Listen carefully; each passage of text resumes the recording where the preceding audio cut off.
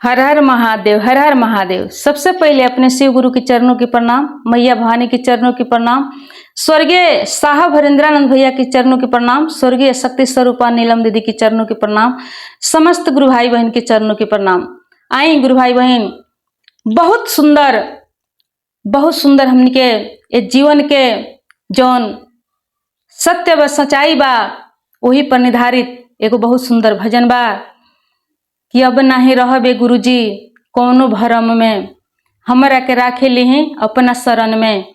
आई दीदी देखी, शिव गुरु के यदि सच्चा शिष्य बने तो ये भजन के जरूर सुने। एक एक शब्द ये भजन के बहुमूल्य शब्द बा। देखी दीदी, भजन ऐसा होके कि मन के व्यथा दूर करे, ये मन के समझे कि प्रकाश की ओर ले जाए, भक्ति में भाव प्रकट करे। ऐसा प्रकार के भजन में उस शब्द होखे, कथा में उस शब्द होखे कि मन के भक्ति की ओर लेके चले। ऐसे तो मनोरंजन खातिर बहुत भजन बा, गान बजान बा, लेकिन भजन में उस शब्द होखे के चाहिए कि कम से कम ये मन के भ्रमित होके से, भटके से रोके, ज्ञान की ओर ले के चले। ना तो ऐसे तो मनोरंजन खातिर, देखे खातिर, सुनने खातिर बहुत कुछ बा, लेकिन जब भक्ति करे के बा, इस जीवन के गति मुक्ति लगावे के बा, तो कुछ शब्द पर ध्यान देवे के पड़ी, कुछ अच्छा शब्द अपना दिल में उतारे के पड़ी, तब जाके हमने के उधार होखी, गुरु जी के दया मिली। ताई बड़ा सुंदर भजन बा। शिष्य देखो तारी ये दुनिया के रंग रीति कि दुनिया में का चलता, का सत्य बा, का मिथ्या बा, वही परिभजन बा। कैसे भजन के प्रकट करतरी, आई कौने भाव में बा। अब नाही रहबे गुरुजी, अब नाही रहबे गुरुजी कौनो भरम में, हमरा के राखले हैं गुरुजी, हमरा के राखले हैं गुरुजी अपने शरण में, हमरा के राखले हैं गुरुजी। कह तरीके गुरुजी अब ये दुनिया के भरम में रहे वाला नहीं खी, ये दुनिया के सब देख चुकल बानी कि यहाँ का बा, आ काम मिले वाला बा, आ काम मिल रहल बा, अपना शरण में राख ली। ताई कैसे कहतरी, अब नाही रहबे गुरुजी, अब नाही रहबे गुरुजी कौनो भरम में, हमरा के राख ली गुरुजी, हमरा के राख ली गुरुजी अपने शरण में, हमरा के राख ली गुरुजी अपने शरण में, हमरा के राख ली गुरुजी। अब नाही रहबे गुरुजी, अब नाही रहबे गुरुजी कौनो भरम में, हमरा के राख ली गुरुजी, हमरा के राख ली गुरुजी अपने शरण में, हमरा के राख ली गुरुजी अपने शरण में, हमरा के राख ली गुरुजी। झूठा संसार झूठहूँ माया के बाजार बा, यही बाजारिया में भीड़ बेसुमार बा। कह तरीके गुरुजी ये झूठा संसार बा, आ झूठा संसार में माया के बाजार बा, आ यही माया के बाजार में भीड़ बेसुमार बा। कहे के मतलब कि यही जन्म मृत्यु में आदमी 84 लाख के जोनी में भीड़ लगौले बा, भटक रहल बा, लेकिन कुछ दिखाई नहीं खे देत कि ऐसे कैसे मुक्ति मिली, कैसे उद्धार हुई। यही माया के बाजार में चल रहल बा। इस संसार जौन बा ये झूठा बा। अब रउआ कृपा करें। अपना गुरु जी से कहतारी, झूठा संसार झूठा हूँ माया के बाजार बा, यही बजरिया में भीड़ बेसुमार बा।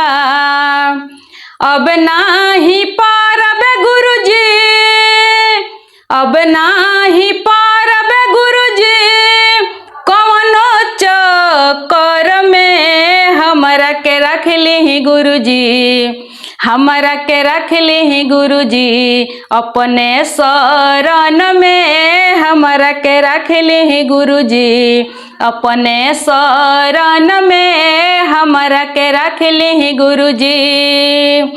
अब नाही पारब गुरुजी, अब नाही पारब गुरुजी, कौनो भरम में हमरा के रख ली गुरुजी, हमरा के रख ली गुरुजी, अपने शरण में हमरा के रख ली गुरुजी, अपने शरण में हमरा के रख ली गुरुजी। आई आगे कैसे का कहतारी, दिन रात बीत जाला झूठ और साच से, तनवाया मनवा भरल लोभ लालच से। कहतारी के गुरुजी फुर्सत नहीं मिलत झूठ साच से, आ ई सुंदर तन आ सुंदर मन लोभ लालच के गेठड़ी से पूरा भरल बा। ई मन टिकत नहीं के धर्म के ओर, ई मन लागत नहीं के धर्म के ओर। अपना शरण में ले ली, ये मन के गंदगी दूर करी ताकि धर्म के राह दिखाई देवे, भक्ति भाव में मन लागे, ई मन के ठहराव जाके भक्ति तक पहुँचे। ताई कैसे कहतारी, मिले ना फुर्सत कबहूँ झूठ और साच से, भरल बा तनवा मनवा लोभया लालच से।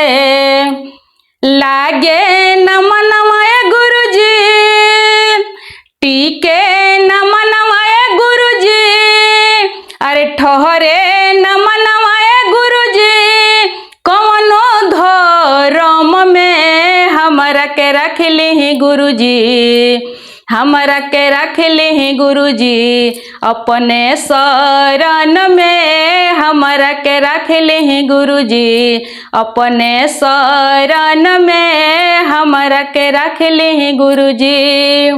आई आगे का कहतारी,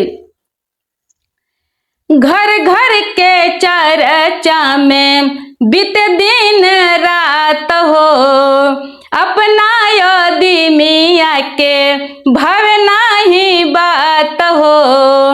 कहतारी के गुरुजी घर घर के चर्चा में दिन रात बीत जाता, अपना घर के आदमी के बात भाव में नहीं आवत, पसंद नहीं आवत।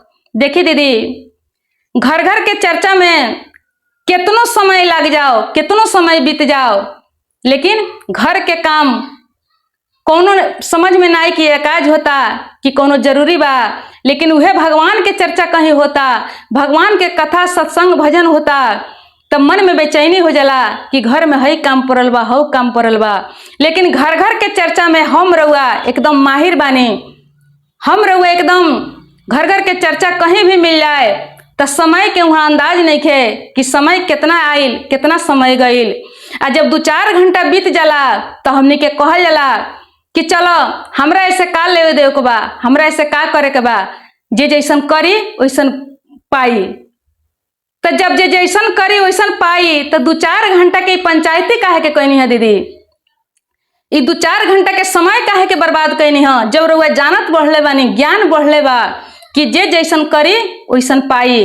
फिर भी 2-4 घंटा के अपन समय एक घर के चर्चा में, घरेलू चर्चा में, जितना घरेलू दूसरा के घर के चर्चा कहनी है उतना देर में यदि अपना पर ध्यान देले रहते, अपना घर के कचरा पर ध्यान देले रहते, यानी कि अपना मन के मैल पर ध्यान देले रहते, तो अपना मन के जब गंदगी दूर करते तो ये मन मंदिर के समान हो जाइत, ते में गुरु की कृपा हो जाइत, गुरु के वास हो जाइत।